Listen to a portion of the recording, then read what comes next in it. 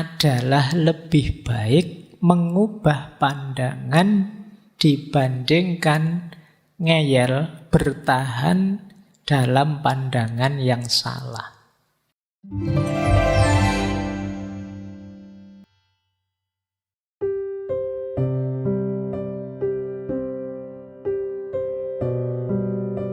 Ada beberapa prinsip dari Socratic dialog ini. Ini saya ambil dari kalimat-kalimat yang diucapkan langsung oleh Socrates lewat tulisan-tulisannya Plato. Prinsip pertama, ini kata Socrates, I cannot teach anybody anything. I can only make them think. Aku tidak bisa mengajar apapun pada seseorang. Yang bisa aku lakukan hanya membuat mereka berpikir. Ini kelihatannya sederhana, tapi jangan dikira membuat orang berpikir itu mudah. Kalau kalian disuruh milih, mungkin kalian lebih enak ngajar sesuatu. Kayak tadi, memberitahu tutur-tutur, mencekoki orang dengan sesuatu. Ini lebih mudah juga lebih menguntungkan. Kalian dianggap orang pinter, kalian mungkin terkenal viral jadi ilmuwan, jadi ulama, jadi ustadz. Model ngajar gini lebih menguntungkan sebenarnya. Tapi kalau Socrates tidak mengambil opsi itu. Dia lebih mengambil opsi yang tidak terlalu menguntungkan, padahal sulit, tapi manfaatnya besar. Yaitu apa? Membuat orang berpikir. Oh, itu tidak sederhana membuat orang berpikir itu. Kalau membuat orang marah gampang, membuat orang tersinggung gampang, membuat orang baper gampang, tapi membuat orang berpikir sulit. Jadi membuat orang penasaran kemudian ingin merenung secara dalam itu tidak gampang. Manusia itu biasanya ketika usianya beranjak dewasa lebih suka mengikuti kenyamanan hidup, bukan tantangan hidup. Sehingga akhirnya ya kalau ada hal-hal yang dianggap mengusik pikirannya, dia harus berpikir ulang, dia harus mengevaluasi ulang hidupnya. Biasanya kita cenderung enggan, tidak mau. Ngapain sih repot-repot, ngapain sih capek-capek. Kayak di minggu pertama ketika Socrates meminta kita merenungi hidup kita, itu kan kita lebih banyak, alah Pak, tidak usah begitu-begitulah. Hidup biasa saja, seperti biasanya. Asik-asik aja lah Pak, nggak usah ruwet-ruwet. Kan kita lebih milih begitu. Jadi mendorong kita berpikir itu sulitnya luar biasa. Bahkan kuliah mungkin mahasiswa S1, S2, S3 itu kan lebih suka hanya dosennya bilang apa, saya ingat-ingat, saya hafalkan. Kan sebagian besar begitu. Tidak terdorong berpikir sendiri. Nah, Socrates memposisikan diri sebaliknya. I can only make them think. Aku hanya bisa membuat mereka berpikir. Ini seolah-olah sederhana, padahal luar biasa. Membuat orang mau berpikir. Kalau di Indonesia kan yang gencar seperti ini hanya Cak Lontong. Kamu dimarahi terus kan oleh Cak Lontong itu mikir. Jadi ayolah berpikir dalam hidup ini. Nah, itu maunya Socrates begitu. Kita ini hidup ini terlalu banyak hal yang kita anggap rutin, kita anggap kita sudah tahu padahal belum tahu. Kita anggap kita ini sudah paham padahal tidak yakin kalau diuji beneran kita bisa jawab. Jadi prinsip pertama ini yang dipakai oleh Socrates ketika ingin melakukan dialog.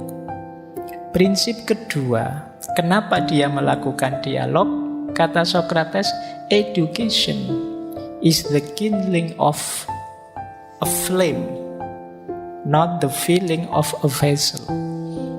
Pendidikan itu menyalakan api, bukan mengisi bejana. Jadi pendidikan yang baik itu yang membuat orang hidup menyala, aktif berpikir, aktif merenung, aktif menggali, mencari. Bukan seperti memenuhi gelas, memenuhi bejana, memenuhi pot dengan sesuatu. Tidak begitu. Jadi otak kita, pikiran kita jangan diibaratkan seperti ember besar yang harus diisi ilmu sebanyak-banyaknya, tidak begitu.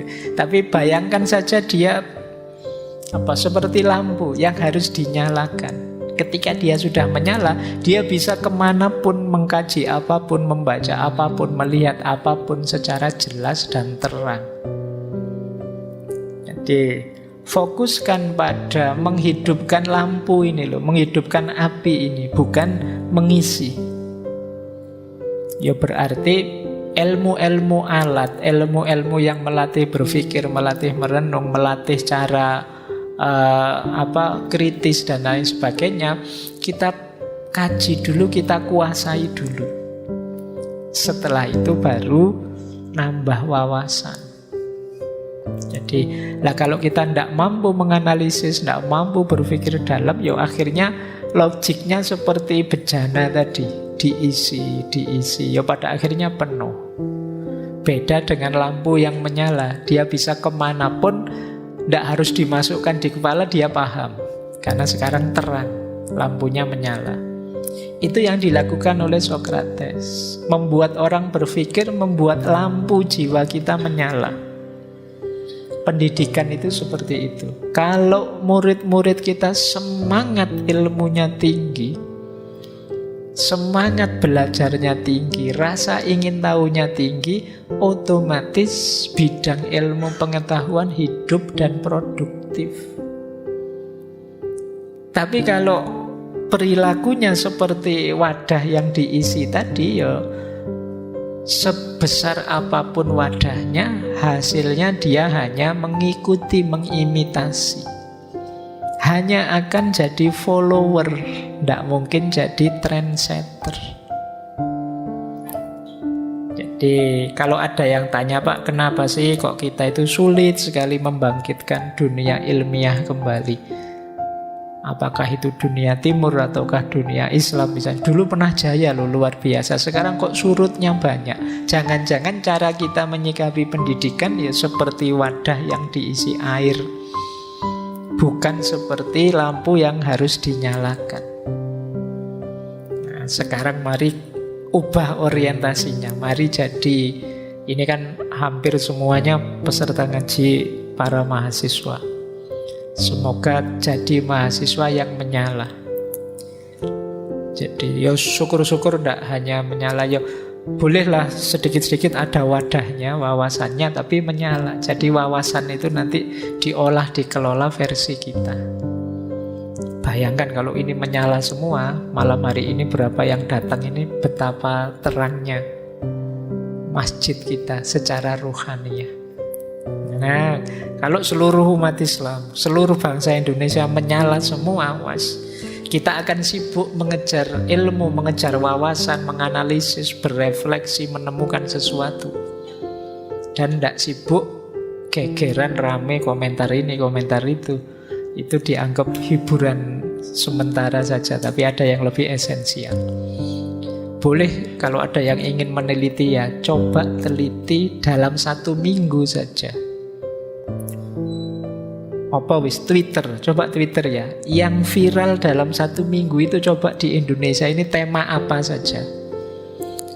Kemudian kamu nilai ya, ini urusan urgent penting atau sebenarnya urusan sepele tidak penting. Ini isu-isu esensial untuk kehidupan kita sebagai manusia, sebagai hamba, sebagai bangsa, ataukah isu-isu pinggiran yang tidak urgent. Jadi itu kan viral, itu kan berarti diikuti, diramaikan oleh banyak orang. Nah, dari situ akan kelihatan karakter kita. Ya ndak heran kita jadi bangsa seperti ini. Wong yang menyibukkan kita tiap hari hal-hal seperti itu. Nah, boleh kalau ada yang mau neliti. Jadi nulis skripsi apa tesis apa disertasi melihat ini mindset, gaya hidup, gaya pikir bangsa kita dari yang viral-viral. Kan sekarang lebih mudah parameternya. Oke, baik. Jadi ini ciri kedua, prinsip kedua.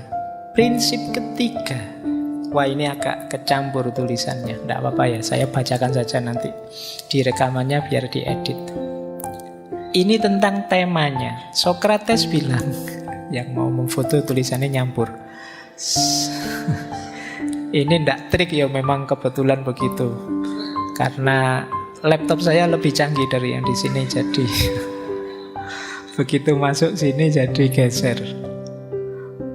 Baik, kata Sokrates ini orang banyak kemudian bilang ini kata Plato ya, karena memang Sokrates itu bicaranya di buku-bukunya Plato, kitab-kitab dialognya Plato. Plato itu tidak pernah cerita mengajar tentang dirinya, tapi dia menyampaikan pelajaran gurunya. Kata Sokrates, strong mind discuss ideas, average minds discuss event, weak mind discuss people. Orang yang kuat pikirannya biasanya lebih suka, lebih sibuk mendiskusikan ide-ide, gagasan-gagasan. Orang yang pikirannya rata-rata, ya sederhana lah, tidak terlalu tinggi, tidak terlalu rendah, itu biasanya senang membahas, mendiskusikan peristiwa-peristiwa. Kejadian ini, kejadian itu, polisi bunuh polisi, sepak bola kalah, dan lain sebagainya. Average mind.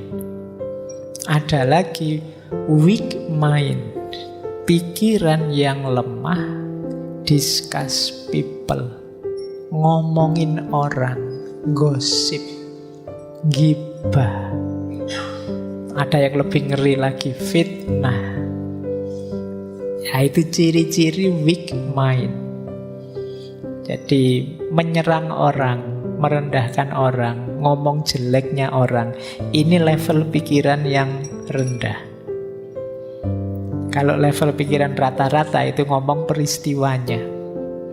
Kalau pikiran yang kuat itu yang dibahas ide-ide, gagasan-gagasan, kreativitas dalam ilmu. Nah, ini lanjutannya penelitian tadi ya. Kamu kira-kira bangsa kita itu level mainnya ada di mana? Termasuk weak mind, average mind, atau strong mind? Pikiran yang kuat atau rata-rata saja? Atau kalian sendiri coba kamu baca WA-mu seharian ini, ada ndak yang bahas ide atau gagasan? Wah, kita mendiskusikan filsafat ini, ono nggak sih ngono? Atau peristiwa, ada kecelakaan nah, itu peristiwa yang dibahas. Ada demo di sana, ada itu peristiwa. Atau bahas orang. Jadi orangnya yang dibahas. Seandainya bukan orang lain, ya dirimu sendiri. Aku sedang ngaji nih, aku sedang itu nih, orangnya yang dibahas. Nah, kalau di dialognya Sokrates, temanya tema dalam, tema tinggi, maka tema ideas. Nanti di Sokrates itu kalau teman-teman baca, saya sayangnya tidak bisa mengambil banyak contoh. Nanti kita lihat satu apa dua saja. Yang dibahas ide, keadilan itu apa, cinta yang sejati itu apa, dan seterusnya. Itu ide namanya. Tidak orangnya. Bahkan juga bukan peristiwanya, tapi idenya. Kalau bahasa filsafat Islam itu apa? Hikmahnya. Dari peristiwa ini, orang ini, kita bisa mengambil hikmah apa? Yang dari situ kira-kira bisa tidak lahir ide baru, gagasan baru, pengetahuan baru. Apakah itu tentang kemanusiaan atau tentang kehambaan? Nah, ini orang strong mind namanya. Wah, dari peristiwa ini kita bisa mengambil pelajaran. Yang pertama, manusia itu memang tidak ada yang sempurna misalnya. Yang kedua, kita ngambil pelajaran bahwa kadang-kadang yang dikatakan orang menyakitkan, tapi justru dari situ manfaatnya besar. Ini namanya ideas, bukan orangnya, bahkan bukan peristiwanya, tapi hikmahnya. Ini menarik, nanti disambungkan dengan pandangan religius bahwa apapun yang terjadi di sekeliling kita itu, mari kita ubah wujudnya dari peristiwa, dari orang, menjadi ide atau gagasan atau hikmah. Semuanya adalah ayat-ayat Allah. Jadi kalau kita melihat apapun, kita kasih perspektif hikmah. Oh, dari orang ini saya mengambil pelajaran ini. Dari peristiwa ini ada ide ini yang bisa saya ambil.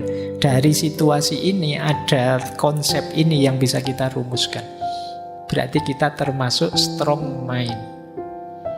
Tidak sekedar ribut, gosip, menggibah. Berarti kita ada di level 3, weak mind. Itu pun kalau diingatkan marah-marah. Mau gak usah ngomong orangnya. Loh ini fakta loh Pak. Ini kenyataannya begitu loh Pak. Iya fakta. Neng yo yang produktif dong. Tidak sekedar rame gegerannya. Tapi dari situ ada hikmah apa yang bisa kamu ambil. Ketika kamu ketemu hikmah, kan langkah selanjutnya apa kontribusi positifnya untuk hidupmu. Ketika kamu mengambil pelajaran itu kan berarti apa yang harus kamu lakukan dari pelajaran itu, kan begitu. Dan itu yang dilakukan oleh Socrates. Dia menguji pandangan-pandangan teman-temannya sampai kemudian ketemu ide yang lebih fresh, lebih baru, dan meningkatkan kualitas hidup mereka. Oke, kita lanjutkan. Yang keempat, ini prinsip selanjutnya. Ini semuanya kalimatnya Socrates. Nature has given us 2 ears, 2 eyes, and but 1 tongue, to the end that we should hear and see more than we speak. Itu tulisannya kurang A. Alam memberi kita 2 telinga, 2 mata, dan 1 mulut. Tujuannya agar kita mendengar dan melihat lebih banyak daripada bicara. Ini mungkin sering disampaikan teman-teman ya, sering ketemu di mana-mana quotes ini. Kita itu punya 2 telinga, 2 mata, dan hanya 1 mulut. Tujuannya apa? Lebih banyak melihat, lebih banyak mendengar, dan mengurangi bicara. Ini yo menafsirkannya jangan kaku ya. Bicara ini termasuk chatting, posting, itu hitungannya bicara ya. Jangan, saya pendiam kok Pak, sekarang saya sehari-hari tidak pernah ngomong. Tapi di medsos kurang ajar, omongannya banyak. Sama aja itu namanya ya. Jadi tidak hanya lidah tapi juga jempol. Berarti apa? Dalam diskusinya Socrates itu memang orang diminta banyak memperhatikan, tidak kesusu harus bicara. Jadi nanti ada normanya dalam diskusi Socrates itu, gantian kalau ngomong, jangan rebutan. Nah, kadang-kadang kan kita ini karena merasa sudah benar duluan, panas kita kalau ada orang beda, pengen kesusu motong ngomongannya, pengen kesusu jegal dia, biar dia tidak kelihatan benar, biar aku saja yang kelihatan benar. Nah ini tidak sehat, situasi dialog seperti itu. Nah, nanti kalau kalian sopo ngerti ada yang jadi moderator atau yang jadi hostnya debat, kan nanti tahun depan mungkin banyak acara-acara debat itu. Coba nanti ingatkan audiennya ya, bahwa kita ini punya 2 mata dan 2 telinga serta 1 mulut. Tujuannya lebih banyak melihat dan mendengar, memperhatikan daripada ngomong. Jadi yang ngomong gantian satu-satu, jangan rebutan. Yang lain perhatikan benar. Karena biasanya orang itu pinginnya tampil terus, pengen ngomong terus, pengen kebenarannya didengar terus, tapi dia tidak tahan mendengarkan kebenarannya orang. Kan banyak itu momen-momen diskusi yang ketika lawan diskusinya ngomong, dia ingin motong terus, dia tidak kuat mendengarkan orang lain beda pendapat dengan dia. Jadi jangan-jangan dia khawatir kalau dia ngomongnya tuntas, aku kalah, kebenaranku terus gagal. Nah itu yang dibenci oleh Socrates. Ya kebenaran itu ya nanti kalau memang ada yang paling benar, ya itu yang disepakati bersama. Bukan kok ada di kubu sana atau di kubu sini. Ini prinsip yang keempat. Prinsip yang kelima, The highest form of human excellence is to question oneself and others. Bentuk paling tinggi kesempurnaan manusia adalah kesediaan mempertanyakan diri dan orang lain. Nah, ini berhubungan dengan quotes minggu pertama dulu. An unexamined life is not worth living. Hidup yang tidak diuji itu tidak ada nilainya. Justru manusia itu ada di puncak kemanusiaannya ketika dia berani mempertanyakan dirinya atau bertanya pada orang lain. Mempertanyakan orang lain. Apakah ini benar? Apakah ini pas? Apakah ini cocok? Ini lanjutan dari keterbukaan tadi. Kesadaran bahwa aku ini ya manusia yang bisa salah, bisa keliru. Maka puncak kemanusiaan, kalau versinya Socrates ya, orang yang siap mempertanyakan dirinya. Dan itu tidak gampang. Manusia itu kuat di egonya. Sehingga kesadaran bahwa aku salah itu kan rasanya kok berat diakui. Banyak orang itu yang wong terbukti jelas nyata dia salah, tapi sulit untuk mengakui bahwa saya salah. Ini makanya kata Socrates, justru puncaknya human excellence itu to question oneself and others. Berani bertanya dan mempertanyakan. Nah, jadi kalau ada temanmu mempertanyakanmu atau engkau mempertanyakan dirimu benar atau salah, itu sebenarnya kamu sedang jadi manusia yang asli manusia. Yang bukan Tuhan yang benar terus, yang bukan dewa yang benar terus. Jadi, oh aku ini ya masih bisa keliru, masih bisa salah. Question oneself and others. Oke, ya ini untuk refleksi kita ya masing-masing. Jangan dikaitkan dengan apapun. Orang senengannya nembak keluar kemana-mana. Orang itu lupa, ndak mau ngaku salah, merasa paling benar, ndak. Wong kamu sendiri juga begitu tiap hari. Dan kita memang ada kecenderungan egois, mendahulukan diri kita. Kalau ndak percaya kamu kalau ada lihat foto bareng-bareng, itu kan kamu nonton dirimu sendiri kan dulu.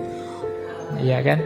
Terus kamu bilang, ini fotonya jelek. Itu kan sebenarnya kamu tidak suka posemu, tidak suka gambarmu. Mungkin yang lain padahal bagus, tapi kamu anggap jelek karena kamu lihat dirimu. Tapi kalau pas kamu posenya bagus, padahal yang lain jelek, kamu tuh, ini yang paling bagus ini mesti kan. Nah itu contoh paling gampang betapa orang itu memang egois. Padahal itu kadang-kadang tidak hanya sama temen, wong sama keluarganya, sama bapak ibunya sendiri juga begitu kan. Kamu milih dirimu sendiri dulu. Gambarku kok jelek ya, diulang lagi kok tetap jelek ya, diulang lagi kok tetap jelek. Ya memang aslinya begitu.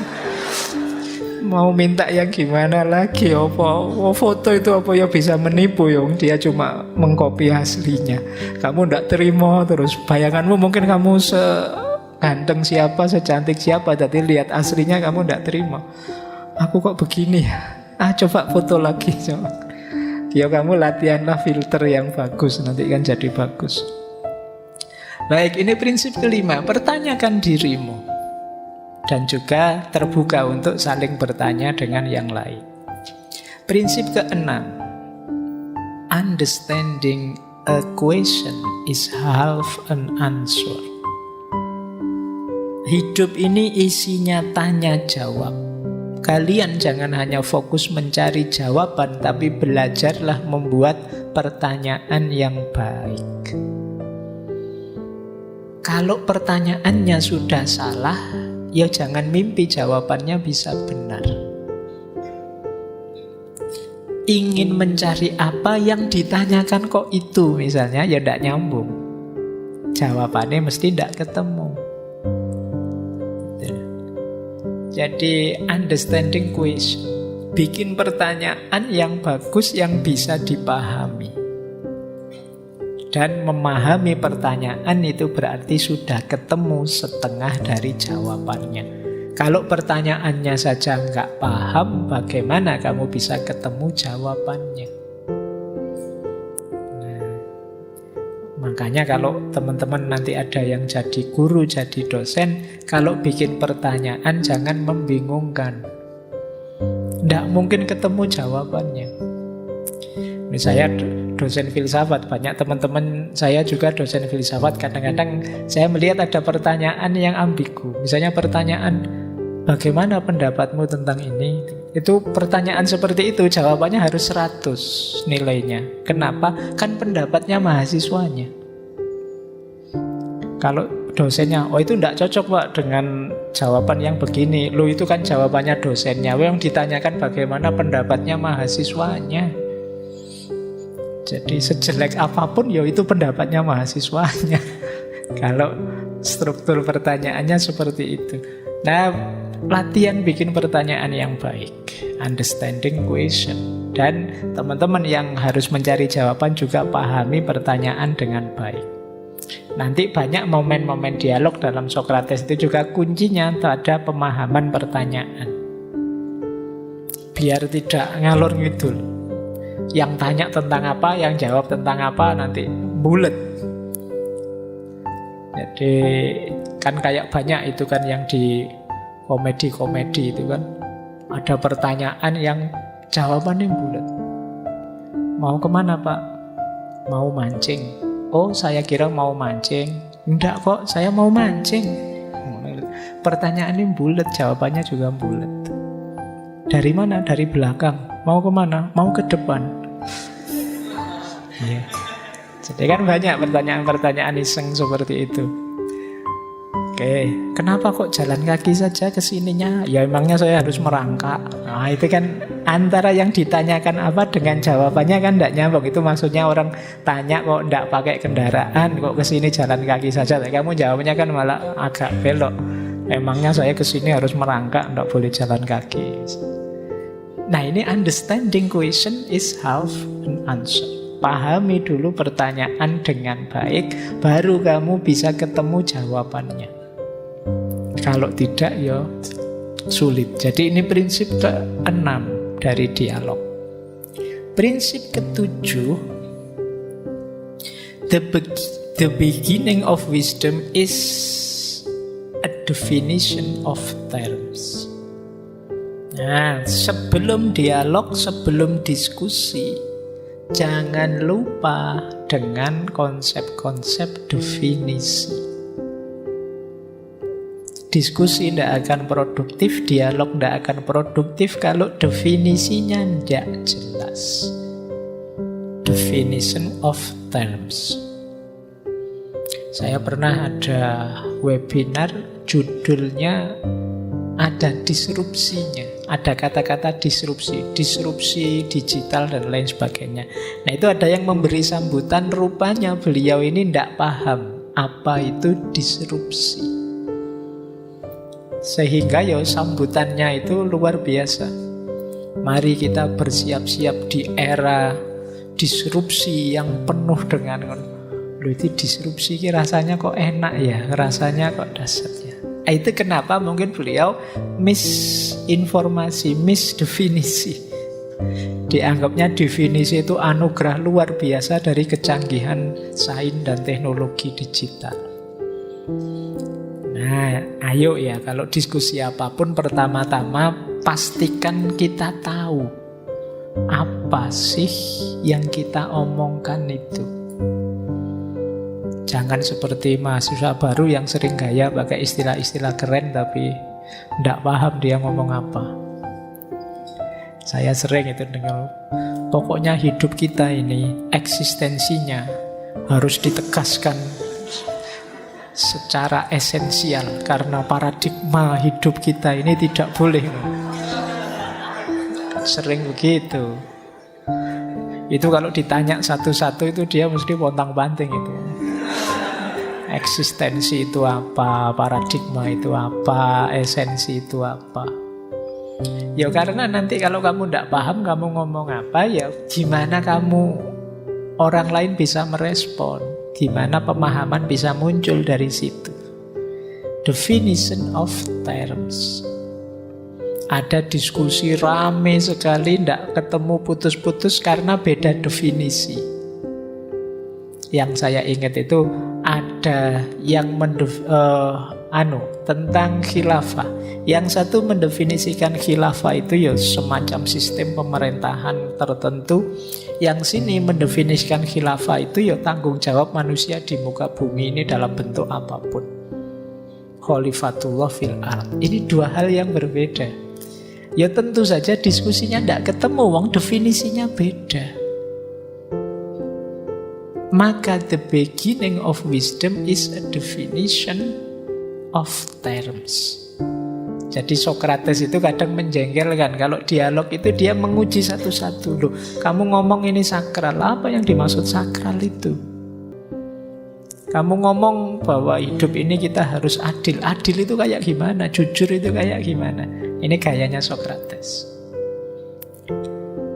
Terus prinsip ke-8. Enggak, cuma 8 saja prinsipnya, tenang saja. Kamu nunggu teorinya ini sejak tadi prinsip terus Pak. Yo, karena ya kuncinya ada di prinsip sebenarnya. Yang ke-8, it is better to change an opinion than to persist in a wrong one. Ini yang berat.